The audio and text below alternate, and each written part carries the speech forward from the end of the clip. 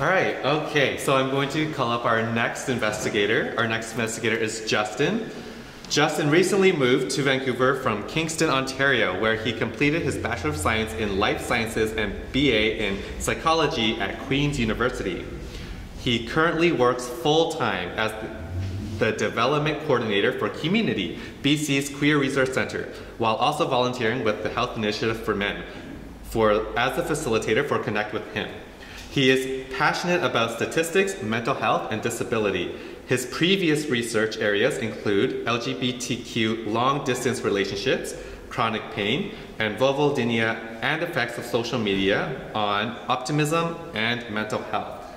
When not investigating, Justin enjoys discovering new music, catching up on podcasts, reading about technology, and watching cartoons. Welcome, Justin.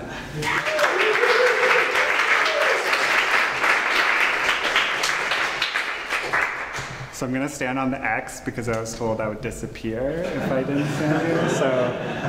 So yeah, I decided to, I have an interest in looking at disability, and so when I approached the Sex Now and we were talking about what should we talk about, the first thing I thought about was disability. So discrimination, stigma, disability, all of these things, sort of how do they relate, and how do they relate to sex, sexuality, and gay men's health?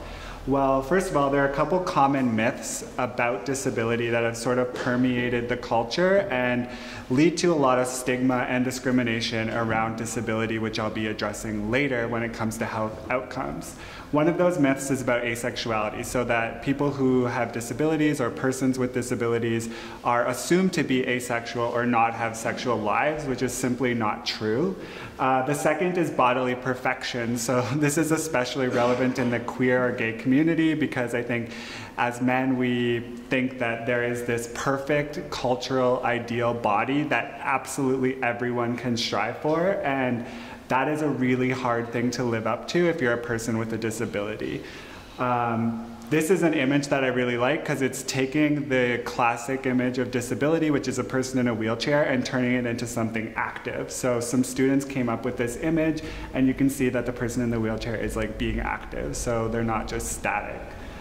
This is an example from a paper that goes into sort of discrimination and stigma, which says disabled people become ciphers for those feelings, processes, characteristics, or myths with which non-disabled society cannot deal. As a result, these negative aspects become cemented to disabled people. So it's sort of explaining or theorizing that non-disabled people project onto people with disabilities.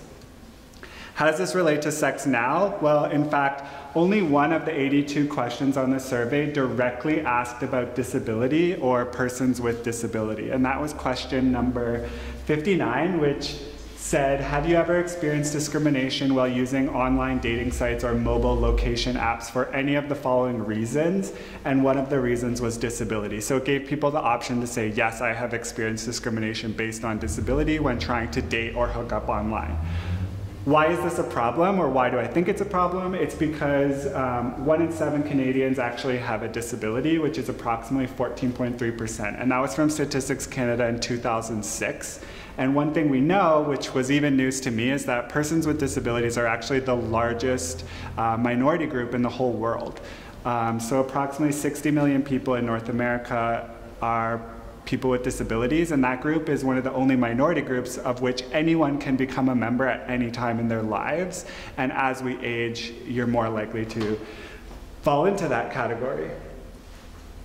So my question was, what are the health outcomes for people with disabilities who are discriminated against while dating online? And they're discriminated specifically because they disclosed their disability, or maybe it was obvious. We don't actually know the context in which discrimination took place, but these are examples of where it was happening. So Grindr, Squirt, Tinder, things like that. I'm interested in this question because I am a person with cerebral palsy, and so it doesn't really affect my lived reality, but it's definitely a label that I've sort of internalized in many ways, which made it very difficult in dating or making friends, especially around disclosure.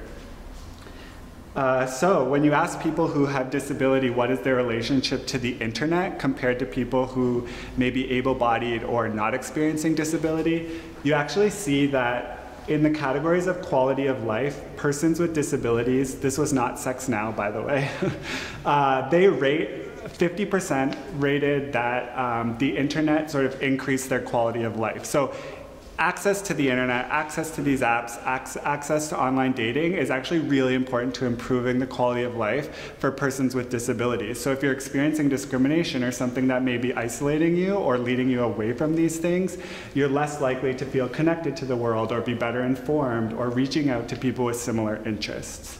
One example that people with disabilities struggle with is this aspect of disclosure. And earlier in the year, Andrew Gurza, who's a disability activist, he was here and did a talk with him and I believe Empowerment. And so yeah, he talked about what it was like to be disabled and date online, sex, and all of those things. So now we're into the Sex Now survey. So one question was, how did you meet the last guy you had sex with? And you can see that the majority, over 60% of people with disability, or people who were discriminated online for having a disability, and people who were not discriminated online for having a disability, meet people online.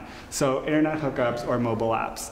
I should be really clear that I cannot differentiate between people with disabilities versus not having a disability, because that was not a question that was asked. Anytime that I list PWD, persons with disabilities, or not having a disability, I'm really talking about people who have experienced discrimination online for having a disability. So that number is probably really low, because I'm a person who has CP and I have never been discriminated against online for having a disability, so I wouldn't even be included in this category.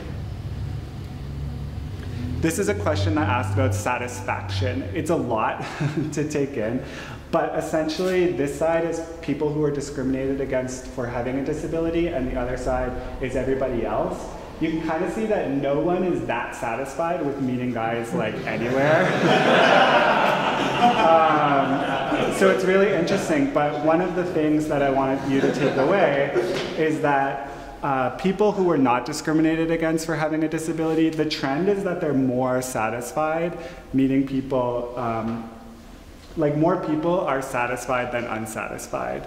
Whereas if you're a person who's been discriminated against for having a disability, the only area where you're actually really satisfied is like internet sites.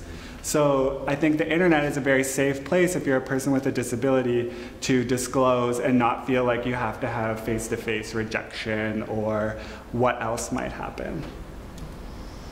So why is this important? So I wanted to look at health outcomes, and one of the first that I looked at, and I think it's one of the most extreme sort of outcomes of these types of situation, is suicide. So suicide consideration or actual attempts. And this was from the Sex Now survey. And these are odds ratios. So what this shows is that if you have been discriminated online for any one of these reasons, you are more likely to, or the odds of you attempting suicide are higher than if you weren't discriminated against for this reasons, or this factor, which Simon did a really awesome job of explaining. So the two that I want to call out, because we don't ask a lot of questions about these things, which are gender identity or being a trans person, and disability. Like there was one question on disability, but as you can see, if you've ever been discriminated against online for having a disability, you're 4.5 times more likely to have attempted suicide than someone who wasn't discriminated online for having a disability. So I think it's a really serious sort of issue that we should explore more. My last two slides involve intersections and intersectional identities, because no person is just one thing. So these graphs basically show the percent of people who attempted suicide based on discrimination for these qualities. So I'm a young guy who has CP, so if I was a person with a disability who also was part of a racial or ethnic minority or had HIV, the likelihood that I would attempt suicide goes up. So you can see in all of these categories, the more discrimination you face for your identity, whatever intersectional identity you have or assume, your chances or percent of attempted suicide goes up. These are a couple other intersectional identities. So you can see when we get into sort of gender presentation and being a trans person with a disability, more than 50% of people were likely to have attempted suicide who answered our survey. So that's really high numbers. So I think these are important topics to look into. So what can we do about this? I didn't want to end on such a dour or sad note. So a couple resources. One that I think is really awesome is if you don't experience disability and you're dating online, or you're a person who is existing in these online worlds, you can be a good ally. And one of the great campaigns that HIM does is think before you type. So essentially, we want to promote inclusive, non-stigmatizing language when we're online. So using dating apps or online profiles and things like that. The other thing is, this is by the Cerebral Palsy Foundation in the US. They did this big campaign that involved a lot of celebrities, including CEOs and television and movie stars. Basically, the question was like, what do I do when I meet a person with a disability? Well, the number one thing you can do is just say hello.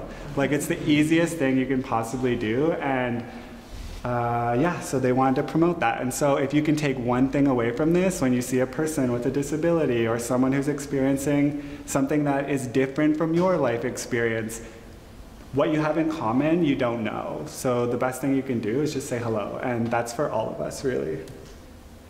So yeah, next steps. I think going forward, the reason I wanted to address this is because I think we need to explicitly ask about disability in the next Sex Now survey. I think it's really important. Disability ranges from a variety of experiences. So physical to cognitive, it can be invisible or very visible.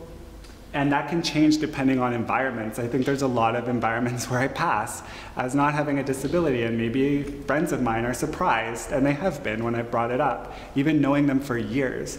But it still affects people in different ways. I think we need to take an intersectional approach because identity is really complex, as the previous couple slides shown, and looking at other health outcomes. So this was only looking at suicide, and I think it's really important to look at other things like drug use or STI rates or anti-gay discrimination and stuff like that. Yeah, so that is my presentation. Thank you.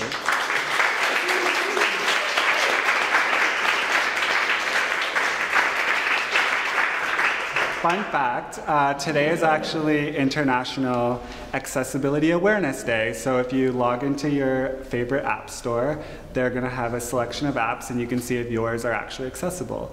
So yeah, that's an interesting thing to take away. Thank you.